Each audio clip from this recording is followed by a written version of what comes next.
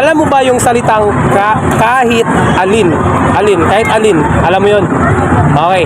Ano sa English nun for 100? Uy, manahimik ka.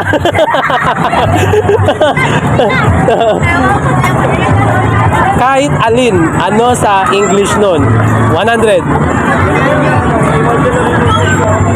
Magmay ka, magmay. Kahit alin. English nun, ano? Alam mo yun, nasa dulo ng pila. Oh, sabihin mo. Sabihin mo. Ano ba yung nasa dulo ng dila mo? Sabihin mo. Ba't yung nasa ilalim ng pila mo? Agul. Dali. Kahit alin, ano? Ano sa English nun? Ano ba nasa dulo ng dila mo? Sabihin mo. Tawa na tawa si ano.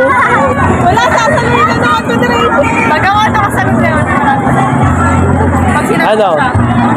Wala, kuya, hindi ko talaga masabi. Ano? Oh, wala? Wala, sabihin mo na siya. Oh, halika. Ikaw. Ano?